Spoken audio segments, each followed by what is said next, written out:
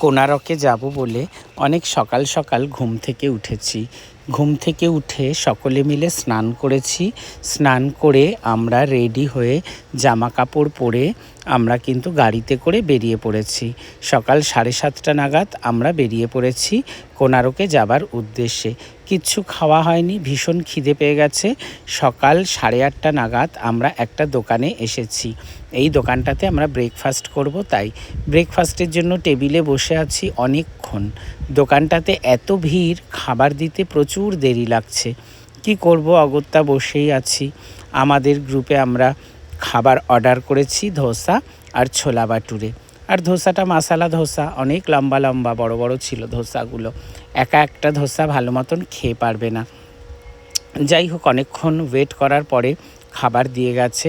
মশালা ধোসা খাচ্ছিলাম। ধোসা আমার এমনিতেই প্রিয় খাবার। তারপরে এত খিদে পেয়েছে, তাই কিন্তু আর ওয়েট করতে মন চাইছিল না, আমি খেতে শুরু করে দিয়েছিলাম।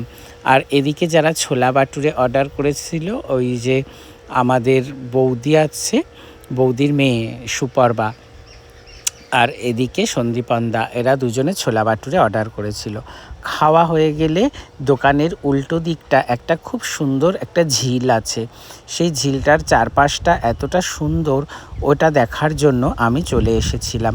এপারেতে একটা গাছ রয়েছে, গাছের তলায় আমাদের গাড়িগুলো পার্কিং করা আছে। সেই পার্কিং জোনে এসে একটু এখানকার সৌন্দর্যটা উপভোগ করছিলাম। দেখতে দেখতে আমরা চলে এসেছি কোনারকে। আর কোনারকে এখানে এসে আমরা চলে এসেছি একটা দোকানে। এই দোকানটা থেকে চশমা, টুপি, সানগ্লাস এগুলো কেনা হবে। যদিও আমাদের কাছে চশমা, টুপি, সানগ্লাস সব কিছুই রয়েছে, তবুও আমার বৌদিরা কিনবে, টুপি কিনবে, সানগ্লাস কিনবে বলে আমরা এই দোকানটাতে একটু দাঁড়িয়েছিলাম। তো মধুমিতাকেও একটা সানগ্লাস কিনে দিলাম, আমি নিজেও একটা সানগ্লাস কিনলাম। সানগ্লাস পরে তারপরে টুপি পরে আমরা যাচ্ছি এখন কোনারকে সূর্য মন্দিরের দিকে ধীরে ধীরে। আমার কোলে রাইমা রয়েছে, আর পিঠে ক্যামেরার ব্যাগ ছিল, তারপরে মধুমিতার কাছেও একটা ব্যাগ রয়েছে। তো আর তার মধ্যে রাইমাকে কোলে নিয়েছি। আর এদিকে গরম আর প্রচুর রোদ, শরীরটা ভালো লাগছিল না, এই জন্য শরীরের মধ্যে একটা অস্থিরতা কাজ করছিল। কোনারকের মন্দিরটা দেখে মনটা অনেকটা ভালো হয়ে গেল।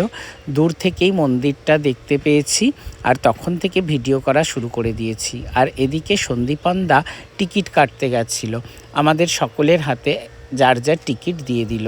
এবারে টিকিট হাতে করে নিয়ে ধীরে ধীরে মন্দিরের দিকে এগোচ্ছি।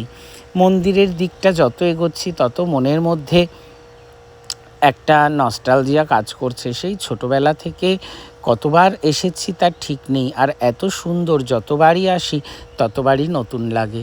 তো মন্দিরের সামনে আমরা সবাই মিলে দাঁড়ালাম। মধুমিতা কিন্তু সকলকে ছবি তুলে দিল। এই যে জিনিয়া বৌদি, তারপরে রোজি বৌদি, সুপর্বা, পুপু, সন্দীপনদা, অভিদা, আমরা সবাই রয়েছে একসঙ্গে। আর মন্দিরের কাজ, সৌন্দর্য অনেকটাই নষ্ট হয়ে গেছে। বছরের পর বছর, যুগ যুগ ধরে এগুলো রোদ, জল সব কিছু তাপ সহ্য করে এখন স্থাপত্যটাই প্রায় কি বলবো, যদি রক্ষণাবেক্ষণ ভালো করে না করে ধ্বংসের পথে খুব তাড়াতাড়ি চলে যাবে। এখানে এতটাই রোদ আর এতটাই শরীর খারাপ করছিল আমাদের সকলের। রাইমারও খুব শরীর খারাপ করছিল, রাইমানা খুব কান্নাকাটি করছিল। তারপরে এই যে দূরে বটগাছটা দেখতে পাচ্ছ, এই বটগাছটার পাশে একটা সুন্দর গাছ আছে। সেই গাছটার নিচে ভীষণ ছায়া।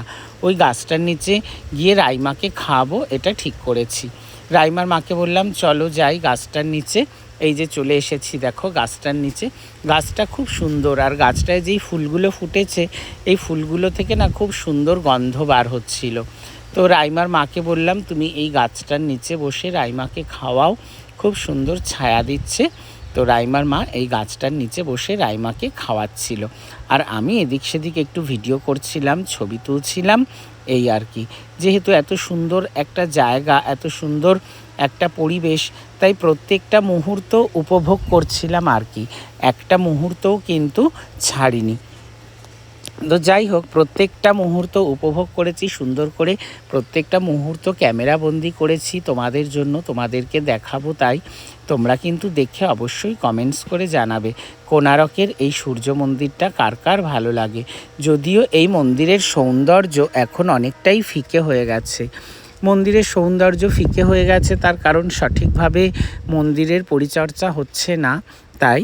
আর এখানে কিন্তু খুব সুন্দর ঘাস চাষ করা হয়েছে, যে ঘাসটা ভীষণ নরম আর সবুজ। চারপাশে তাকালে এত সুন্দর ফুলের গাছ লাগানো রয়েছে, গাছগুলোর পরিচর্যা করা হয়, কিন্তু মন্দিরটার এই অবস্থা কেন বুঝতে পারলাম না। রাইমার খাওয়া হয়ে গেলে রাইমাকে ওর মা একটু ঘাসে বসিয়ে দিয়েছিল, আর রাইমাও মজা করেছে, রাইমাও আনন্দ করছে। তারপরে মধুমিতাকে আর রাইমাকে দুজনকে একসঙ্গে একটু ছবি আর ভিডিও করে দেওয়ার পরে আমিও চলে এসেছিলাম। কোণারকের মন্দির তো, কোণারকের মন্দিরেরটাকে নিয়ে একটু স্মৃতি না রেখে দিলে হয় বলো, তাই সকলে মিলে ভিডিও করলাম। আর কোণারকের সূর্য মন্দিরে আমরা প্রায় 2 ঘন্টা কাটানোর পরে এই মন্দির থেকে বেরিয়ে আসছিলাম। হাঁটতে হবে অনেকটা, কারণ যেখানে আমাদের গাড়ি রাখা রয়েছে ততটা অবধি হেঁটে যেতে হবে, এই কথা ভেবেই শরীরটা খারাপ করছিল, কারণ এত রোদ এত গরম কি বলবো, খিদা তৃষ্ণা শরীরে প্রচুর। তাই চলে এসেছি পথে একটা খাবারের দোকানে, এখান থেকে লাঞ্চ করে আমরা বেরোবো নন্দনকাননের উদ্দেশ্যে।